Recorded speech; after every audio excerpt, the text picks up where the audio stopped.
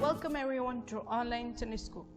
Thank every single one of you for joining our Sunday School program every single Sunday, and we hope you may share this program to many other children too. We are very excited to teach you this new lesson, but before we start, we will pray. We ask Priya to kindly pray for us. Okay, thank you. आइए बच्चों, आपके आमंत्रण करो, हम प्रार्थना करेंगे। स्वर्ग पिता हृदय निवास सुंदर महान परमेश्वर, आज फिर से प्रभु जी इस दिन में इतवार हम प्रभु जी हम प्रार्थना करते हैं कि प्रभु जी विशेष दे इस संडे स्कूल प्रोग्राम के द्वारा प्रभु जी सारे बच्चों की यूट्यूब के द्वारा फेसबुक के द्वारा उनके परिवार के साथ देख रहे हैं, बहुत अच्छी दे प्रभु हमारे जीवन को इस्तेमाल करे आपके महिमा के लिए, कंट्रोल करे समय अगुवाई करे। हम यहाँ है अच्छी मिलने के लिए यीशु मसीह के नाम से आमीन आमीन। Let us now get ready for worship.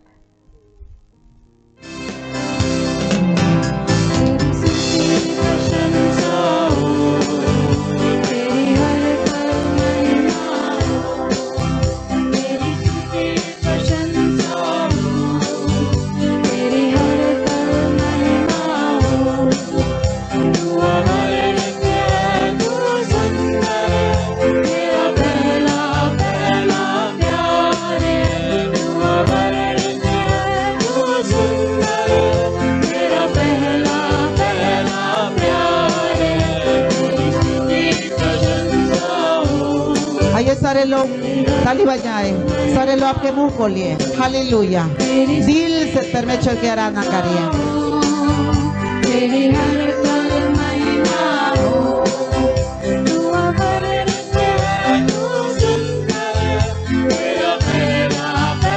सारे लोग खड़े हो जाए, खड़े हो जाए।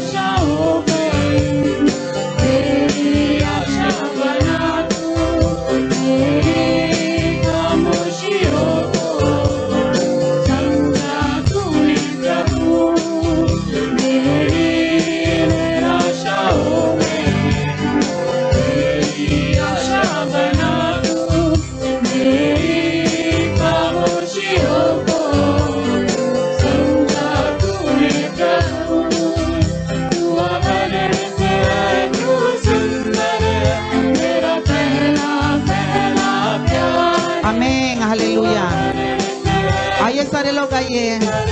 मेरा पहला पहला प्यार तेरी स्तुति प्रशंसा हो, तेरी हर पल महिमा हो, तेरी स्तुति प्रशंसा हो, तेरी हर पल महिमा हो, दिल की गहराइयों में बसता तू ही प्रभु, तेरी इच्छाओं को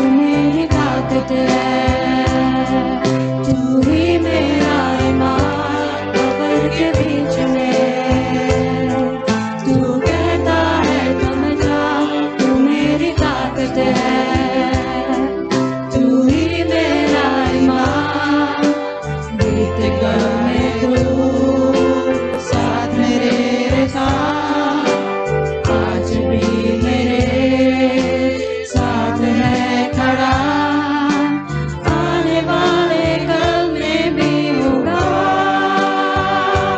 उठते हुए तूफानों में,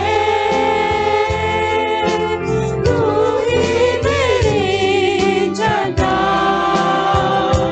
बढ़ती हुई लहरों पे,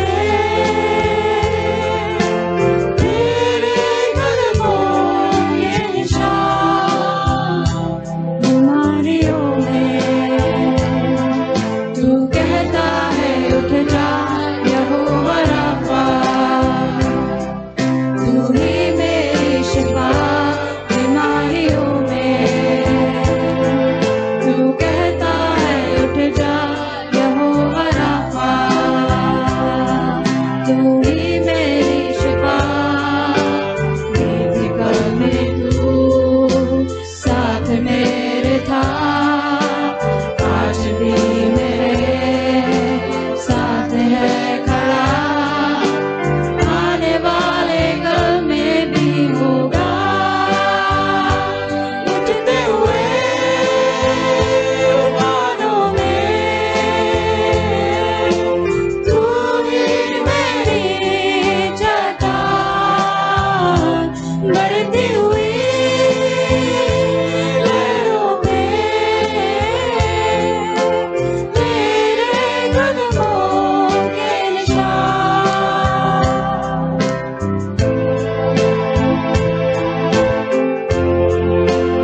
हालेलुया।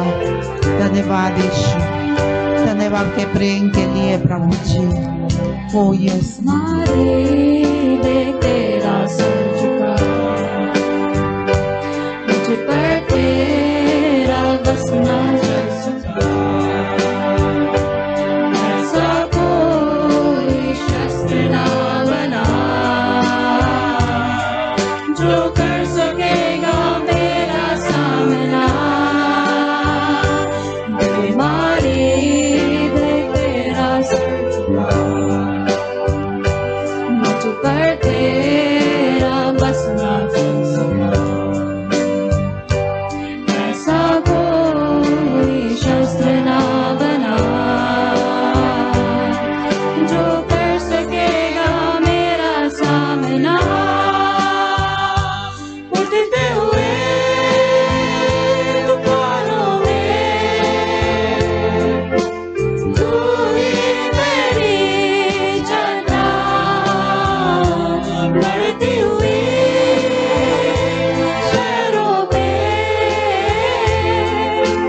तेरे कदमों के निशान, उठते हुए तूफानों में, तू ही मेरी छटा, बढ़ती हुई लहरों पे, तेरे कदमों के निशान, तेरे कदमों के निशान। Priya, do you remember this previous story which we learned? प्रिया, क्या आपको पिछली कहानी याद है जो हमने सुनाया था आपको? Yes, we learned that we should not run away when our leaders or our parents or God ask us to do something. हाँ, हमने सीखा था कि जब हमारे अगुए, हमारे माता पिता, परमेश्वर हमसे कुछ करने के लिए कहते हैं तो हमें उसे भागना नहीं चाहिए। Oh, excellent. It looks like you paid attention, but have you put it into practice? ओह, बहुत बढ़िया। ऐसा लगता है कि आपने ध्यान दिया, लेकिन क्या इसे आपने व्यवहारिक जीवन में लाया? Oh no, this week I ran away from the responsibility that my parents gave me.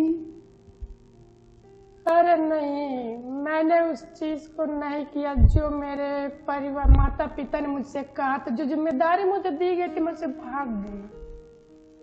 Oh no, why did you do it? I thought you had learned your lesson.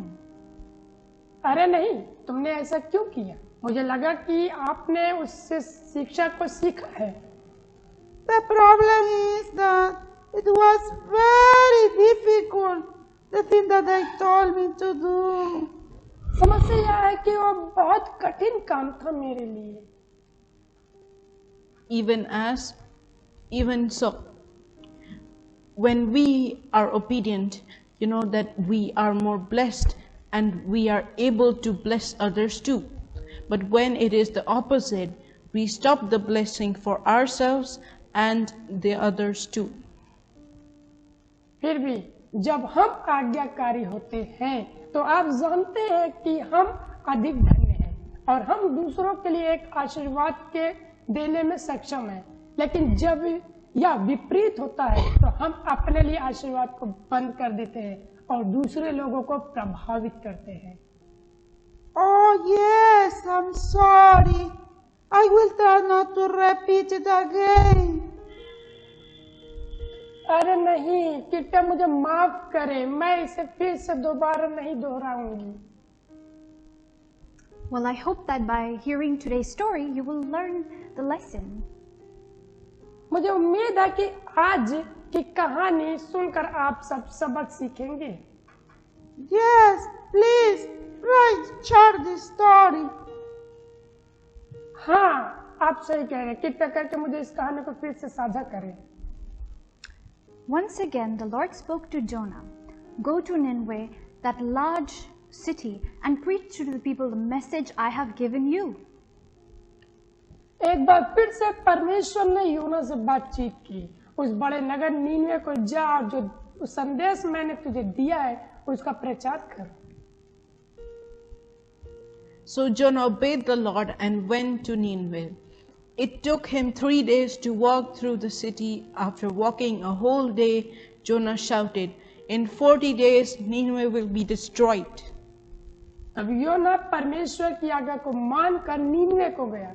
उस नगर को चलकर पार करने में 3 दिन लगे थे। पूरे 1 दिन चलने के बाद योना ने चिल्ला कर कहा, 40 दिन के अंदर नीनवे नगर नष्ट हो जाएगा। The people of Nineveh believed God's message. They decided that everyone should fast.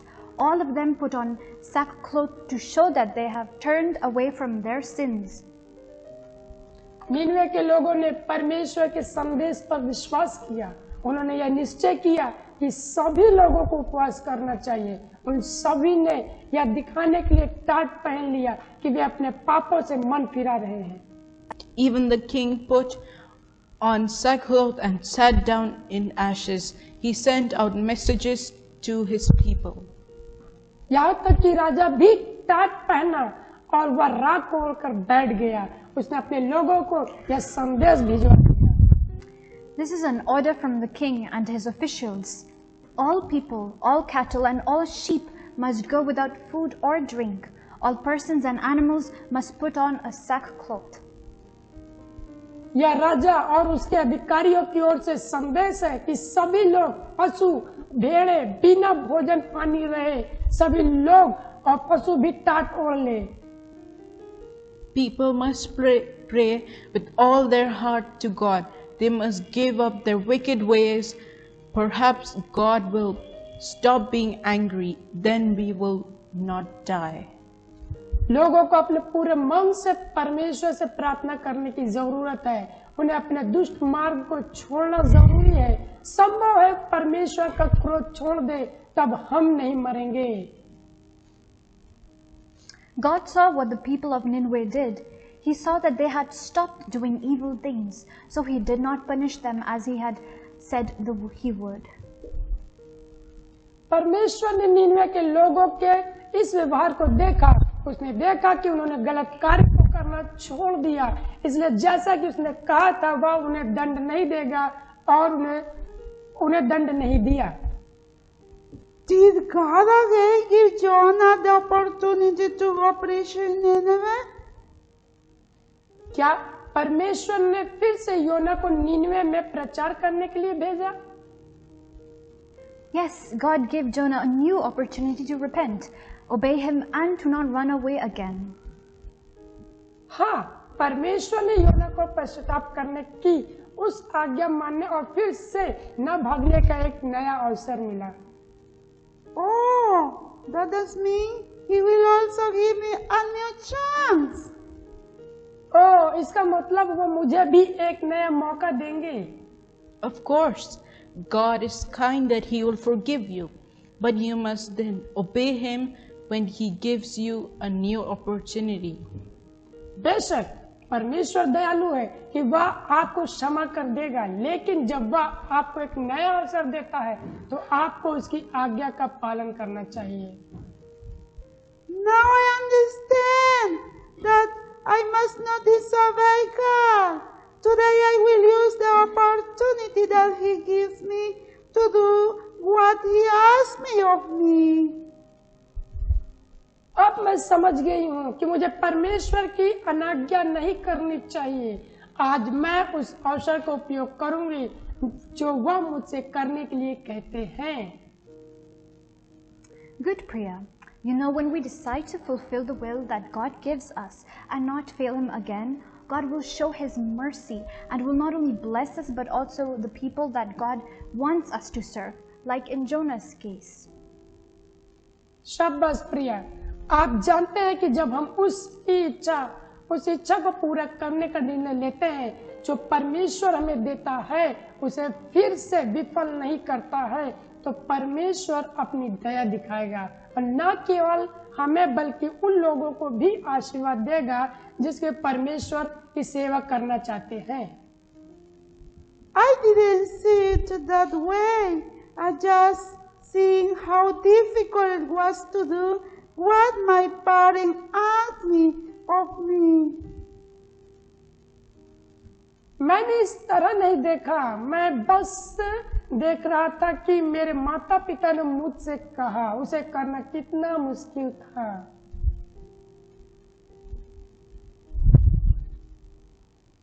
Remember that when people or God give us a new opportunity, even though we did not fulfill it at first, it is that they are telling us they believe in us despite our failure.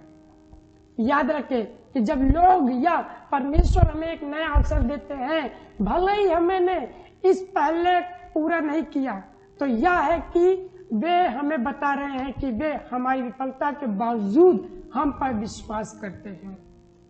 You are right.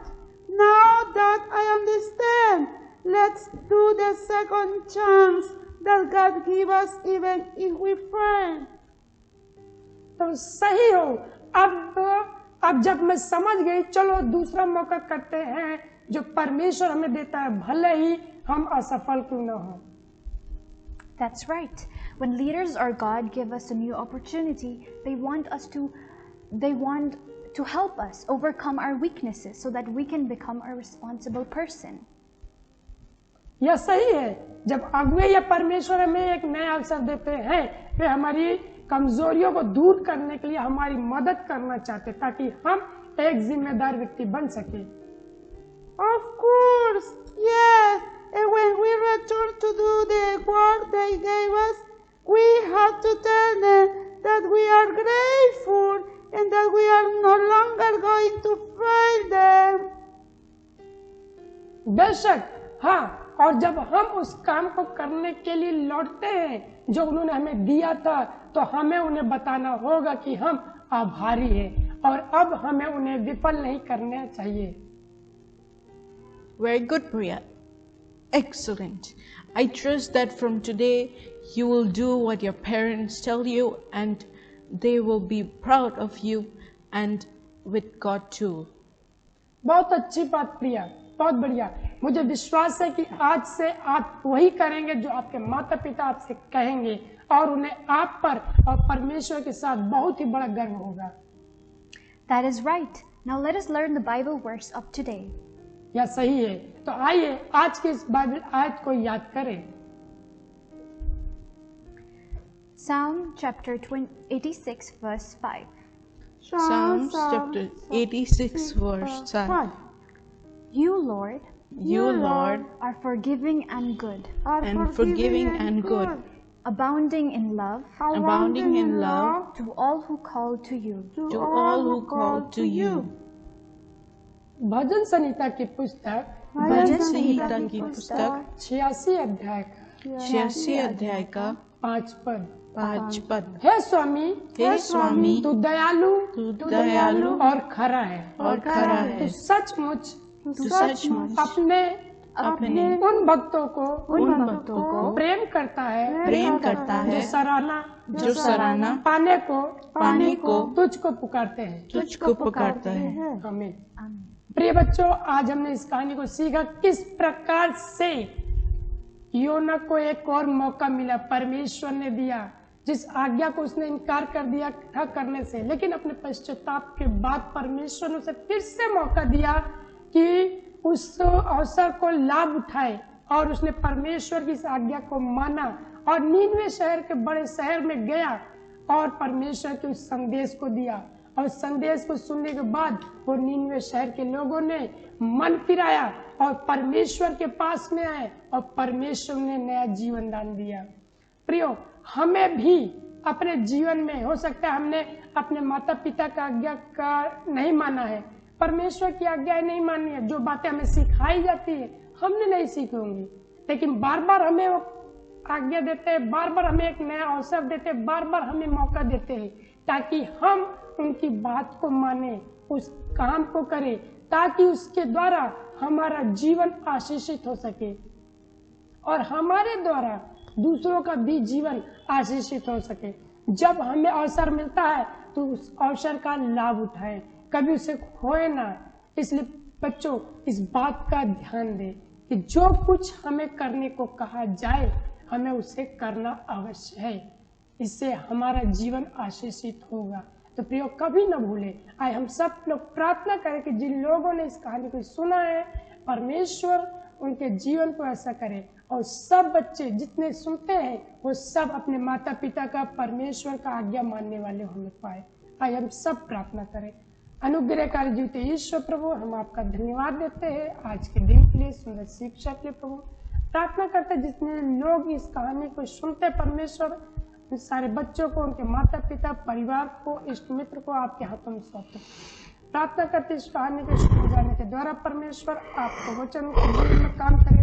अब तक जितने लोगों ने आपकी आज्ञा का उल्लंघन किया, परमेश्वर आपकी बातों को नहीं माना, पश्चाताप करे, परमेश्वर ने फिर से आपको एक मौका दे ताकि फिर से पश्चाताप के साथ में उस अवसर का लाभ उठा सके, उस मौके को फिर से फायदे में ला सके। परमेश्वर उस आज्ञा को, उस बात को माने परमेश्वर, और उस काम को करने पाए। प्रभु, प्रार्थना करते प्रभु आप उन पर अनुग्रह करे, दया करे, एक और अवसर, एक और मौका आपने प्रदान करे प्रभु, ताकि वो आपकी आज्ञा को मान के प्रभु एक आशीषित जीवन जी सके और दूसरों के लिए एक अच्छा उदाहरण हो सके। पिता परमेश्वर, प्रार्थना करते, धन्यवाद देते प्रभु, हर एक को आपके हाथ में यीशु के नाम से मांगते। आमीन। आमीन बच्चों। ओके, मबूल जाना, अगर आपने ये पालन किया परमेश्वर और माता पिता को, तो अगर वे नया मौका देते हैं, मबूल जाना, आज्ञा पालन करो कृपया। ओके बच्चों, अगले हफ्ते मिलेंगे फिर से इतवार 6 बजे शाम को। कृपया आपके दोस्त, आपके परिवार आमंत्रित करें। ओके बच्चों, bye bye, bye bye, bye bye.